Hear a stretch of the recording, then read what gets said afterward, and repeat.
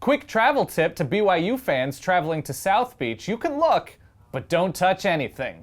Actually, don't even look. And between game tickets and travel expenses, bowl season can really eat into your family's finances. So we talked to the Michigan Wolverines about their new motto, those who staycation will be champions. It's time to wake up, college football!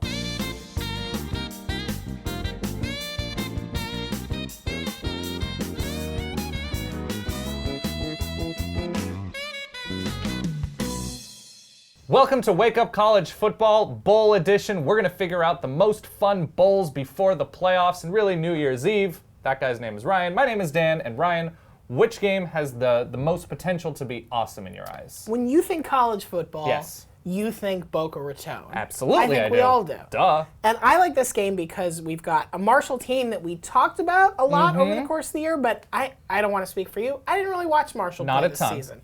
And their offense is awesome. They average well over 7 yards per play. Yep, a great quarterback. Great quarterback, great offense to watch, and we'll actually get to see them for once. Yes. And we get to see them go up against a Northern Illinois team, which by the numbers is not super impressive in any one way. They're just sort of solid across the board. But one very important number. They've won more games than all but 3 teams in the last 3 seasons. Those 3 teams, Ohio State, Alabama, Florida State. That's good company. Same number of wins as Oregon since 2012. So it's a team that knows how to win games. I think it'll be fun to watch, at least to see Marshall going against a major opponent. And, hey, was it all just a weak schedule that they racked up these numbers against? Or can we see Rakeem Cato really just tear it up? Another game I feel like has a similar fun quotient possibility. West Virginia, Texas A&M. 2 teams that can throw the ball, that can score points, have had up and down seasons, really 2 bad back halves, which I really like because they're coming into this game hungry, going into the recruiting season, which I think is sort of a theme of bowls in general. You get the extra practices to show off in front of recruits, going into the All-Star game, signing day, whatever. Texas A&M, Myles Garrett is a stud for a really not good defense. And on offense, Kyle Allen, and how will he project these next few years as an elite, top-level 5-star type quarterback with that offense. And then West Virginia, they have the slump in the back half of their schedule, but they do have Kevin White. They do have Clint Trickett. They do have that improved defense, which ended the season top 50, top 60 in the country. There could be points. And this game has already turned into a good social media sparring between Jake Spavital and Dana Holgerson. Yes, absolutely. So you like that. Air That's a Raid good Bros. way to start. Yeah. What to you were you not expecting? We talk about turnarounds all the time. TCU is the best example this year. Yes. But we haven't really focused on Memphis. Memphis went 3-9 last season. Justin Fuente certainly had a rebuilding job when he took this job in 2012. Yep. And then now they're 9-3. They are. Since they lost to UCLA, Memphis Which they almost beat UCLA. Which they almost beat. They have not given up more than 28 points a game. It's really impressive. He's turned them from like a low 100s defense to a top 15, top 20 defense. Yes. They're going to get to play BYU in the Miami Beach Bowl. And we talk a lot about how Justin Fuente is not long for Memphis. He's probably going to get another job. Sure. But as long as he's there, let's see what he has built with this team. I think it'll be a very fun game. It's always impressive when you have a program that couldn't win with a number of coaches, and it seemed like an impossibility, and then somebody comes in and figures it out. 10-win Memphis. That would be insane. All right. To me, what I was not expecting, just in general over the course of the season, the fall that Oklahoma had, and they've had injuries and suspensions, and obviously, and Trevor Knight will be back for this game against Clemson in the Russell Athletic Bowl. And then Clemson, to me, what I wasn't expecting with a defense this good, I was not expecting Cole Stout to struggle like he did after spending so much time in the Chad Morris system. Neither was Clemson, apparently. Neither was Clemson, but he had good receivers who developed, Artavis Scott, Mike Williams, and Deshaun Watson not playing in this game. That was another thing that I was not expecting from Clemson this year. We figured he would be good eventually, but for him to so immediately be excellent for Clemson, he's going under the knife. But this game, I did not expect these 2 teams to be playing in this level of a game, and hopefully we see the best of these 2 teams as they get a little bit healthier. Good news about this game, not being played in Norman, so Oklahoma can't lose yet another home game this season. Yeah, the way that Bedlam ended for Oklahoma, this is another game for recruiting purposes. They need to show themselves as a better team than what they did during the regular season. To you, what means the most as you look at the slate before New Year's? I'm going to pick the Holiday Bowl. Oh, always Nebraska, USC. Holiday Bowl consistently, as you're saying, has a lot of fun in it. Big time entertainment. And here we've got Nebraska, obviously going through a relatively unexpected coaching change. Interim coach, I believe, Barney Cotton. Yes, That's great a name. Hell of a Nebraska We should name. put him up somewhere here soon. Absolutely.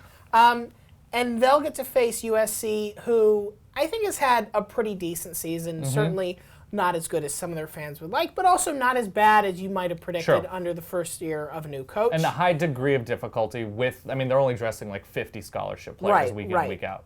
That said, there are a lot of questions about who we're going to see, especially on the offense, from this USC team that might not be there next year. Correct. Cody Kessler exploring his draft options. He might not be back. Nelson Aguilar, I think, probably fair to say. It seems like he would be leaning, it would be a wise decision to leave. So it will be Javorius Allen, another example of somebody who... A criminally underrated running back.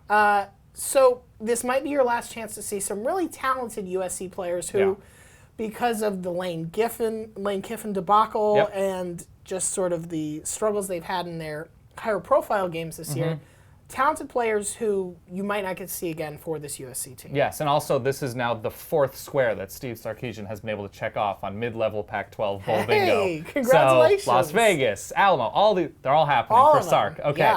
To me, what I think means a lot when you look at the games before the new year, Texas and Arkansas in the Texas Bowl, former SWC rivals. I like the Southwest Texas A&M really wanted to play this game. They just couldn't make it work. They could not make it happen. But Texas, two teams going, I think, in positive directions with the way Texas's defense was able to step forward this year and eventually develop Malcolm Brown. It'll be the final game for Quandre Diggs. So there's talent on that side of the ball. And they're also, this is the big recruiting game for Texas because they're going against, there's decommits with Texas A&M, as you mentioned, this time of year. They really need to sort of finish the year on a positive note. Going against an Arkansas team, even though they started the year slowly and lost some close games, Texas A&M and Texas, they really finished strong with the shutouts of LSU and Ole Miss and winning an SEC game, period. Yeah. The momentum, 2,000-yard rushes for Arkansas. It is going to be quite interesting. I don't put a ton of stock in bowl games, but it is an encouraging time for both of these teams. Yeah, I think that's right. Both teams, I think, at this point have to feel pretty good about the coaching hires they made. Yes, absolutely. In difficult situations, obviously, Arkansas wasn't expecting to go through a coaching change when they did. Yes. Texas probably waited too long to make theirs, but they both have young guys who are good at recruiting and seem to have the program molded in the way that they want, which is what you really like to see at this point in the tenure, is that they are starting to figure out the pieces that fit, the pieces that don't. In Charlie Strong's case, a lot of pieces that don't. No offensive lineman, defensive lineman. Yeah.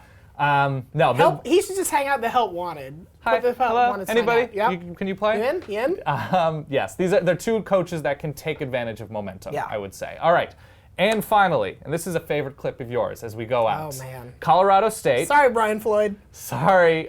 Colorado State, Washington State, last year's New Mexico Bowl ends on a Statue of Liberty. Didn't end, but this is how they tied it up. This is how they tied it up. 2-point conversion. A late Statue of Liberty. Yeah. They're so fun to watch. Yeah. So hopefully we get that early on in the bowl season, but until we see you the day after New Year's, that is Ryan. My name is Dan. We'll see you soon.